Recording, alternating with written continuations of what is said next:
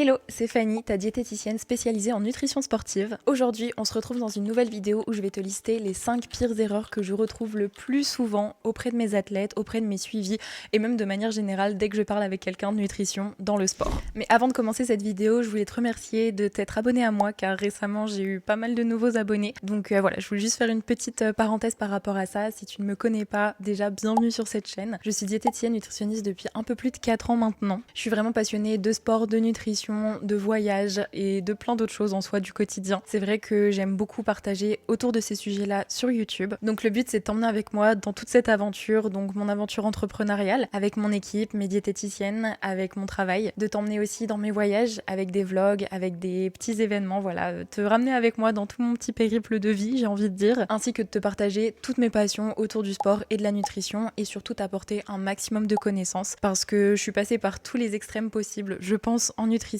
et toutes les étapes, on va dire, de tout sportif, donc beaucoup de stagnation, beaucoup de frustration et un petit peu toutes les problématiques qu'un sportif peut rencontrer. Et maintenant, c'est mon rôle, grâce à mes connaissances, grâce à mon expérience et mon expertise, de te partager tout ça ici sur YouTube. Donc voilà, bienvenue à toi, merci de me suivre et j'espère que c'est le début d'une grande aventure ensemble parce que c'est vrai que je prends beaucoup de plaisir à faire des vidéos, donc j'espère que ça se ressent et que tu y trouveras vraiment ton bonheur sur ma chaîne. Bon, maintenant cette parenthèse passée, on va vraiment pouvoir rentrer dans le vif du sujet des 5 pires erreurs nutritionnelles chez tous les sportifs. Peu importe ton niveau, peu importe ton sport, là on va vraiment être dans un thème extrêmement général, mais crois-moi, les 5 erreurs ce sont pas celles que tu entends le plus souvent non plus, donc voilà, je voulais vraiment te partager ces 5 axes à potentiellement travailler sur ta nutrition. Bon, la première erreur, par contre, peut-être que tu l'as déjà entendue, mais sûrement que tu ne l'appliques pas si tu n'as pas de résultats, si tu stagnes, si tu récupères mal et si tu n'atteins pas tout simplement tes objectifs, c'est tout simplement l'erreur de ne pas manger assez. Même si tu n'as pas faim, même si tu as l'impression déjà de manger à hauteur de tes besoins par rapport à ton appétit, par rapport à ton intuition, essaye le tracking, essaye de vraiment calculer ton métabolisme et tes besoins et de corréler ça à ton alimentation actuelle et je t'assure que tu verras potentiellement des résultats et des choses se débloquer. Ton corps a une certaine capacité à s'adapter lorsqu'il est en sous-apport et lorsqu'il manque d'énergie, donc potentiellement que tes hormones se sont adaptées, que ton métabolisme s'est adapté, que ta vision de l'alimentation s'est adaptée, mais malheureusement tu ne donnes pas assez d'énergie à ton corps pour réellement performer et progresser physiquement. Et ça, pour te faire un parallèle très très simple avec ma situation, j'ai été en déficit calorique extrême pendant presque 3 ans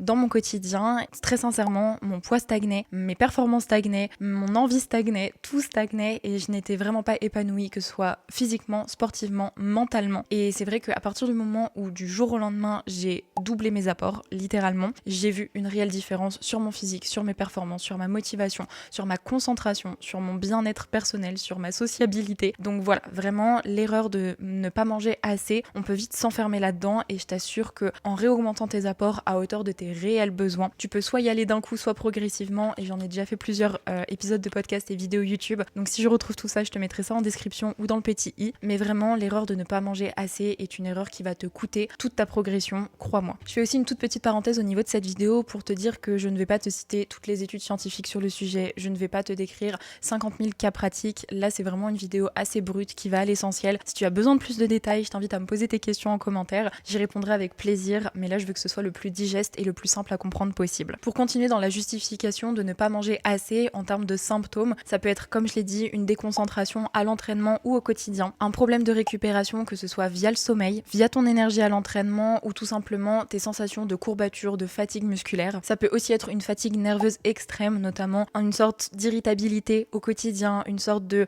l'impression de pas être dans sa propre vie, je ne saurais pas comment le dire autrement, mais si tu es face à cette problématique, tu devrais comprendre ce que je dis. Ça peut aussi être créé par une peur de manger trop, d'avoir beaucoup de croyances au niveau de son alimentation. Généralement, si tu as peur d'un aliment ou si tu fais une focalisation sur l'alimentation, c'est potentiellement que tu ne manges pas assez et que du coup tu es frustré, que ce soit conscient ou inconscient. Bon, maintenant que tu as compris que tu ne mangeais peut-être pas assez, passons à l'erreur numéro 2. La deuxième erreur que je vois le plus souvent est le fait de traquer ses calories, de compter son alimentation, de peser ses aliments sans réellement adapter à son propre cas. Globalement, on peut résumer ça comme compter sans comprendre. Il y a beaucoup d'athlètes qui comptent leurs calories, qui traquent vraiment leurs macros de façon extrêmement assidue, qui ne s'autorisent pas beaucoup de choses en écart par rapport à ça. Mais sincèrement, de toutes les transformations que j'ai pu voir et que j'ai pu observer et que j'ai pu accomplir, c'est vraiment pas du tout une solution de tout traquer sans réellement comprendre pourquoi on le fait, sans une réelle détermination et un objectif précis, parce qu'il y a beaucoup d'athlètes qui traquent tout, qui pèsent tout, sans objectif derrière. Donc forcément, pour adapter, il y a un moment où ça va coincer. Et on peut perdre aussi ce côté-là très, on va dire, intuitif intuitive aussi de la nutrition et moi je suis pas fan de perdre cet aspect-là parce que justement la nutrition ce ne sont pas que des chiffres, ce ne sont pas que des aliments comme ça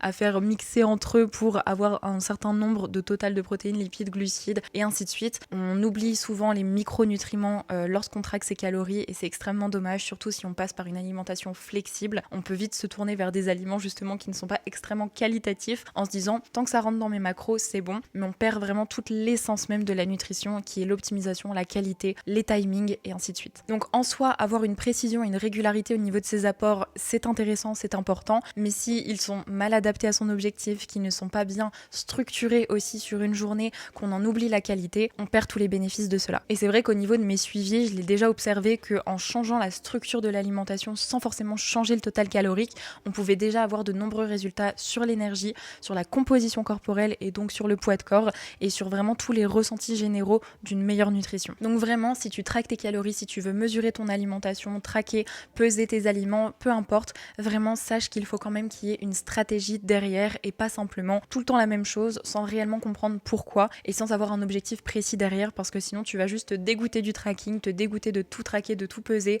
te priver potentiellement de certaines choses en vain. Et crois-moi, il n'y a rien de plus frustrant que de s'investir à 2000% dans quelque chose, donc le tracking, le fait de peser ses aliments, sans avoir de résultats qui en découlent, donc vraiment fais attention à ça. On peut maintenant passer à la troisième erreur, et celle-ci, c'est tellement une clé que je vais te donner parce que c'est tout simplement le fait de changer de stratégie trop rapidement. Par exemple, tu changes ton total calorique toutes les semaines en passant de plus 20% à moins 20% de ton total calorique. Tu changes totalement tes envies d'une semaine à une autre, par exemple, cette semaine, j'arrête le sucre, cette semaine, je mange que des produits peu transformés. Mais en fait, tu ne le maintiens pas et toutes les semaines, tu as un nouveau challenge, un nouvel objectif et du coup, tu n'es pas constant, tu n'es pas régulier, tu ne sais même pas où tu vas aller, tu ne comprends pas comment ton corps va réagir, tu n'as même pas le temps d'observer de réels changements, tu te lasses aussi très vite des choses et surtout, tu as l'impression, encore une fois, de faire plein de choses en vain et sans résultat concret derrière. Donc un coup, tu vas passer en déficit calorique, un coup, tu vas faire une mini-cut un peu plus extrême parce que tu vois que ton déficit calorique ne progresse pas assez vite.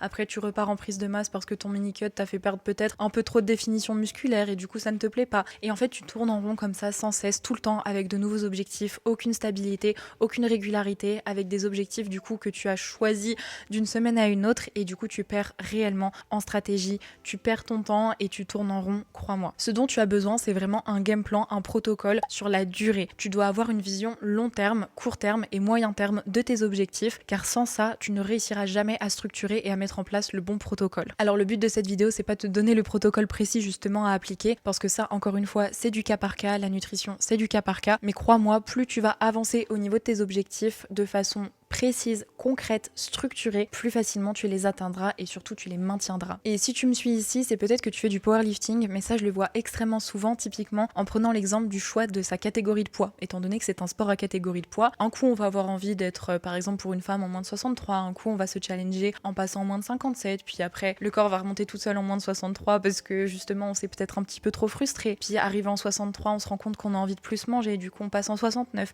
mais ça en fait sur moins d'une année et potentiellement le corps ne comprend pas. Les muscles n'ont pas le temps de réellement prendre en masse musculaire. Les tendons, les articulations, le système digestif ne comprend rien à ce qui leur arrive. Donc vraiment, il faut vraiment prendre en considération que le corps, c'est pas un truc où on claque des doigts, où il change comme on veut. C'est vraiment quelque chose qui doit avoir, on va dire, une certaine stabilité, une certaine régularité, qui a besoin de temps pour s'adapter, pour comprendre ce qui lui arrive, tout autant que le cerveau d'ailleurs. Et pour ça, il faut arrêter d'aller trop vite dans son changement de stratégie. Il faut vraiment de la cohérence et de la précision dans ton protocole. Passons maintenant à la quatrième erreur, et celle-là je suis pas peu fière de te la présenter parce que on l'entend pas souvent et pourtant c'est tellement répandu. Et cette erreur, c'est tout simplement de faire un copier-coller d'une alimentation de quelqu'un d'autre. Par exemple, tu vas t'identifier à une influenceuse, à un influenceur, à un sportif qui t'inspire, à quelqu'un qui est dans la même catégorie de poids que toi par exemple, ou qui a à peu près le même niveau de performance. Et tu vas essayer de trouver les informations de ce que la personne mange et en fait tu vas potentiellement faire un copier-coller de ça. Sauf que personne n'est parfait, que l'alimentation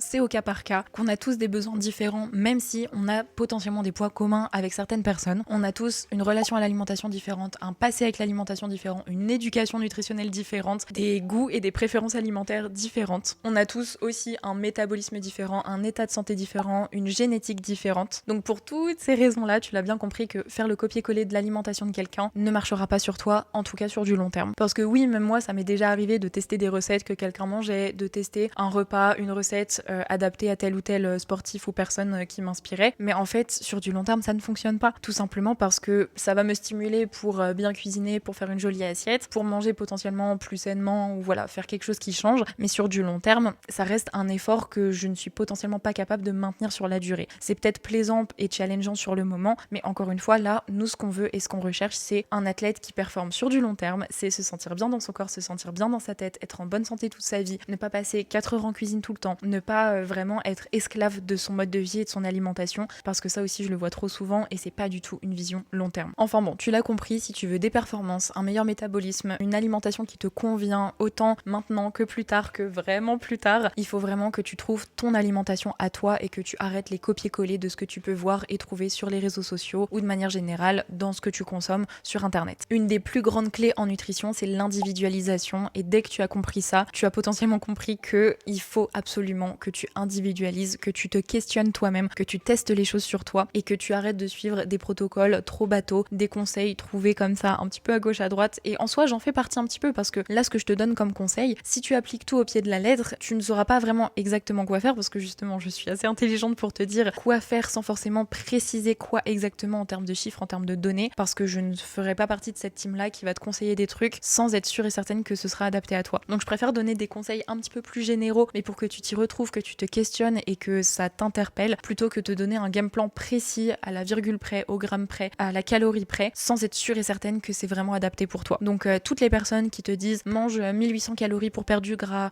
mange 3000 calories pour prendre du muscle, ça ne marchera jamais sur toi. Il faut que tu individualises, il faut que tu te questionnes, il faut potentiellement que tu consultes quelqu'un. C'est pas le but de cette vidéo forcément de te créer un déclic, simplement de te faire rendre compte que l'alimentation, il y a beaucoup d'erreurs qui sont très répandues et que c'est vraiment important que tu ne les fasses plus et que tu te questionnes et que tu trouves vraiment ce qui te convient à toi. Et si tu as besoin d'aide pour ça, je suis là. Si tu es encore en recherche, en réflexion, je t'invite à regarder mes autres vidéos YouTube où je décris énormément de situations dans lesquelles tu pourrais potentiellement être également. Et maintenant, on va donc pouvoir passer à la 5e et dernière erreur. Et celle-là, elle résume un petit peu tout parce que c'est tout simplement le fait de s'oublier derrière des chiffres, derrière des objectifs, derrière vraiment trop de précision justement. Et c'est pour ça que tout est une question d'équilibre et de vision des choses et encore une fois d'extrême, et le fait d'éviter au maximum les extrêmes si on veut encore une fois atteindre ses objectifs autant maintenant que sur du long terme. En fait, la plupart des athlètes que je vois, que je reçois, oublient réellement pourquoi ils mangent, oublient ce côté-là aussi plaisir de l'alimentation, oublient le côté besoin vital et ne voient ça comme une arme d'optimisation, une arme de performance, une arme de physique, esthétique et ainsi de suite. Sauf qu'en fait, l'alimentation, ça va quand même beaucoup plus loin que ça. Et si on oublie à quel point la nutrition, c'est, on va dire, un tout, une globalité et pas que de la performance et un résultat physique, en fait, c'est là où on va vraiment faire les choses intelligemment. En fait, j'ai déjà eu beaucoup de témoignages d'athlètes qui me disaient bah j'ai jamais faim, je sais jamais quoi manger, j'ai même pas envie de me faire à manger, cuisiner ça m'énerve, je trouve aucun plaisir dans l'alimentation, si je pouvais manger un seul repas par jour, je le ferais. En fait, tout ça, c'est des personnes qui ont perdu justement ce côté-là, plaisir de l'alimentation, qui ont peut-être suroptimisé les choses dans le passé et qui se sont perdus dans tout ça et qui du coup ont créé une sorte de rejet au niveau de l'alimentation, tout comme des personnes qui mangent au gramme près et qui me disent très souvent moi je mange pour me nourrir, pas pour tout le reste à côté. Sauf que non, en fait l'alimentation c'est un tout. Après, encore une fois, ça reste ma vision et je pense qu'on peut quand même performer, atteindre ses objectifs et se sentir en bonne santé et en bien-être, on va dire, total, avec une vision de je mange pour me nourrir. Mais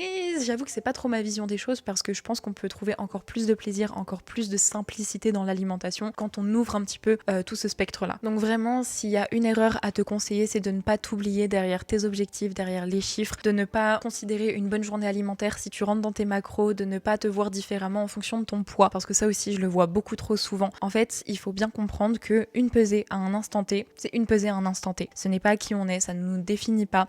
Ça, voilà, il y a tellement plus, enfin, il faut voir tellement plus loin au niveau de la nutrition et je sais que moi-même je suis passée par là, donc je sais ce que ça fait, je sais à quel point on y croit dur comme fer, que si on perd 1 kilo, on est 1000 fois plus beau, que si on prend 1 kilo, on est potentiellement plus gras et ainsi de suite. Toutes ces croyances-là, il faut que tu les enlèves de ton cerveau parce que je t'assure que ce n'est pas le cas. Il n'y a que toi qui le vois et encore ta vision est probablement biaisée. C'est vrai qu'on n'a pas parlé vraiment de dysmorphophobie au niveau de cette chaîne YouTube encore. On n'a pas encore abordé extrêmement souvent le sujet des troubles du comportement alimentaire chez le sportif. Ça va arriver très prochainement d'ailleurs. Ça reste une vision, une perception des choses, les TCA, qui, on va dire, balayent tout. Balayent les croyances scientifiques, enfin on va dire les généralités à comprendre, qui envoient balader un petit peu toutes tout ce qu'il y a de concret dans la science et dans la nutrition parce que le cerveau prend le dessus en fait. Donc voilà, sache que si tu es dans cette situation également, un chiffre ne te définit pas, que ce soit dans ton total calorique, dans tes pesées. On en parlera plus en détail, donc si jamais tu n'es pas abonné, pense à t'abonner. En tout cas, ne t'oublie pas derrière des chiffres, ne t'oublie pas derrière tes objectifs. Il y a toujours un juste milieu à trouver et c'est la dernière erreur que je vois aussi le plus souvent, c'est à quel point on peut vite passer par des extrêmes, qu'on peut vite s'oublier en fait dans un processus comme ça d'optimisation de sa nutrition, de son physique. Donc voilà, petit rappel que c'est un tout, c'est une globalité. Il faut que ça te fasse du bien autant en interne que dans la tête, que en externe d'ailleurs physiquement. Donc il faut quand même que tu penses